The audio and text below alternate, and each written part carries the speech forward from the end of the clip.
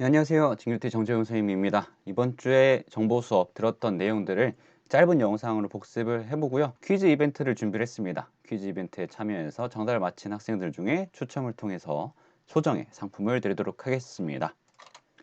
정보 시간에 뭘 배울지에 대해서 간단하게 얘기를 해봤는데요. 개인적으로 여러분들이 정보를 배우고 나서 세 가지 능력을 함양했으면 좋겠습니다. 일단 첫 번째로 여러분들이 정보를 배움으로써 여러 가지 문제를 해결해 보면서 더 똑똑해지는 계기가 되었으면 좋겠습니다. 자연스럽게 그렇게 될 거고요. 그 다음에 여러 가지 기기를 이제 다뤄봄으로써 IT 능력이 향상이 됐으면 좋겠고요. 그리고 여러 가지 얘기를 같이 나눠보면서 토론도 해보고 여러분들이 미래 사회에 살아가는 소양들을 좀 키웠으면 좋겠습니다. 자, 규칙에 대해서도 이제 다시 한번 언급을 해볼 건데요. 수업 종치기 전에 컴퓨터실로 왔으면 좋겠고요. 그 다음에 수업 때 컴퓨터로 수업 이외에 다른 행동은 삼가했으면 좋겠습니다. 그리고 두 사람씩 보통 앉아 있는데요. 옆에 사람과 같이 성장할 수 있도록 서로서로 돌아가면서 공부했으면 좋겠습니다.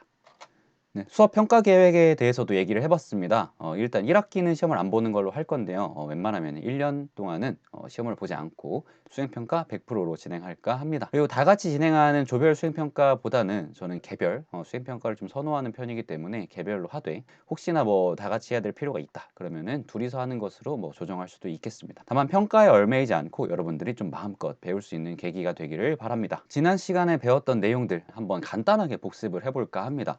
단순 반복적인 작업들이 있거든요. 이런 단순 반복적인 작업들을 정보를 배움으로써 효율적으로 해결하는 그런 방법들을 익힐 수가 있습니다. 예를 들어서 여러분들 쿠폰이란 단어를 우리가 100번을 친다고 생각을 해볼게요. 그럼 쿠폰, 쿠폰, 쿠폰, 쿠폰, 예, 이렇게 오타도 나고 굉장히 비효율적인데 이거를 복사해서 붙여넣기를 100번 하면 훨씬 더 빠르게 해결할 수 있을 것이고요. 그냥 이렇게 100번 붙여넣기 하는 게 아니라 이렇게 나온 쿠폰, 쿠폰 이런 단어들을 또 복사를 해서 붙여넣기 한다면 훨씬 더 빠르게 100번을 채울 수 있을 겁니다. 자, 그래서 우리가 단순 반복해가지고 입력하지 않고 효율적으로 하는 게 훨씬 더 좋은데 그때 우리가 컨트롤 C, 컨트롤 V라는 방법을 활용했죠. 이런 게 바로 알고리즘이라 합니다. 알고리즘. 알고리즘은 뭐냐면 어떤 문제 해결을 위해서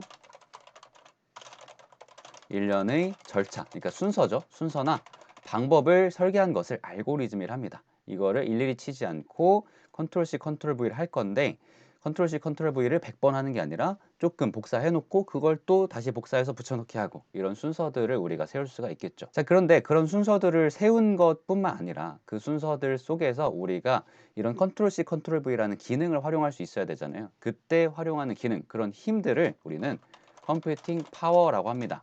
뭐 단순히 얘기해서 컴퓨팅 기기의 힘이라고 할까요? 컴퓨팅 기기의 힘, 컴퓨팅 기기가 수행하는 힘이라고 뭐 간단하게 얘기를 해보도록 하겠습니다. 컨트롤 C, 컨트롤 V 이런 거는 사실 인간의 손으로 할 수 없잖아요. 컴퓨팅 기기가 해줄 수 있는 그런 힘이기 때문에 이 컴퓨팅 파워를 잘 활용하는 것이 결국에는 정보 과목에서 중요하다고 얘기할 수 있겠습니다. 자, 근데 이 컴퓨팅이란 단어는 사실 생소하죠. 컴퓨팅이란 단어는 사실 계산이라고 하는 어원을 갖고 있다. 라고 이해를 하면 훨씬 더 쉬울 것 같습니다. 자, 그러면 여러분들이 정보 과목을 통해서 결국에 기를 수 있는 능력은 뭐냐면 컴퓨팅 사고력이라고 얘기를 할 수가 있습니다. 컴퓨팅 사고력은 문제를 해결하기 위해서 알고리즘을 설계할 수 있어야 되고요. 컴퓨팅 파워를 활용해서 복잡한 문제에 대한 해결 방법을 자동화하는 것이 컴퓨팅 사고력의 어떤 기초적인 내용이라고 얘기할 수 있겠습니다. 굉장히 어려워 보이지만 사실 정말 간단합니다. 이거에 대한 또 다른 예시를 선생님이 한글 실습을 한번 체험을 시켜줬죠. 그래서 한번 간단하게 또 체험을 복습해 보도록 할 건데요. 여기에 쿠폰이라는 단어를 우리가 일일이 치면 굉장히 비효율적이거든요. 그죠? 복사 붙여넣기를 해서 이렇게 해결할 수도 있겠지만 그거보다 훨씬 더 효율적인 방법을 이미 많이 개발해 놨다는 거죠. 자, 왼쪽 위에 쿠폰이란 단어를 이렇게 입력을 하고 드래그를 한 다음에 우리가 자동화한다고 했잖아요. 자동이 영어로 오토매틱입니다. 오토매틱의 앞글자는 A죠. 그래서 키보드 왼쪽에 A를 한번 눌러보면요. 이렇게 자동으로 채워주는 것을 볼 수 있습니다. 자, 이런 것뿐만 아니라 상식적으로 우리가 알고 있는 모든 패턴이 거의 가능합니다. 예를 들어서 숫자 1, 2 이렇게 입력하고 드래그 한 다음에 A 누르면 이렇게 숫자 패턴이 채워지고요. 우리가 한글로 보는 패턴 중에 가장 익숙한 패턴이 일, 월, 화 이런 겁니다. 이거 일일이 다 채울 필요 없이 일, 월, 화, 수, 목, 금, 토를 이렇게 A 누르시고요. 그 다음에 3월 달력 한번 만들어 볼까요? 수요일이 1이고 2, 3, 4 이렇게 되어 있거든요. 나머지 채울 필요 없이 쭉 들어간 다음에 A 누르면은 한 번에 달력을 만들 수가 있습니다. 자, 컴퓨팅 사고력으로 문제를 해결하는 데 있어서 다양한 AI 서비스들이 있다고도 소개를 했는데요. 심심이 그리고 챗 GPT, 오토 드로우에 대해서 간단하게 우리가 얘기를 나눠보고 체험도 해봤습니다. 심심이한테 예를 들어서 몇 살이야? 라고 물어본다면 20살이라고 대답하고요. 피자 좋아하니? 라고 물어본다면 아직 우유 먹고 있는데 피자는 무슨 이런 식으로 대화를 이어나갈 수가 있고요. 챗 GPT한테는 조금 더 어려운 질문도 해볼 수가 있습니다. 예를 들어서 저에 대한 소개글 예시를 작성해 달라고 한번 해보겠습니다. 자, 이렇게 한번 제가 문장을 만들어 봤는데요. 자, 나는 정보 과목을 담당하고 있는 중학교 교사 정재용이라고 해. 나에 대해서 소개할 수 있게 예시 소개 문장을 제시해줘 라고 한번 해보겠습니다. 그러면 챗 GPT가 안녕하세요. 저는 중학교에서 정보 과목을 가르치고 있는 정재용 교사입니다. 열정적으로 가르치고 미래에 적극적으로 창의적인 문제 해결자가 될 수 있도록 학생들을 가르치고 있습니다.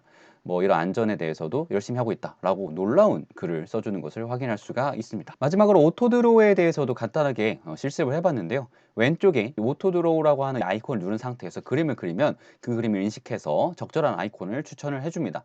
선생님도 그림을 못 그리는 편인데 이 오토드로우를 활용해서 여러 가지 그림을 그릴 수 있게 되었습니다. 자동차를 한번 그려보면요. 자동차를 대충 이렇게 그려보도록 할게요.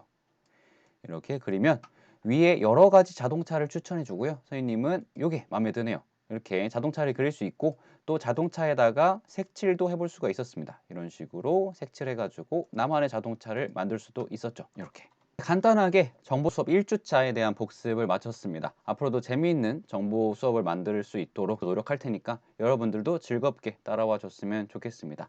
그럼 다음 정보 수업 때 만나도록 하겠습니다. 안녕!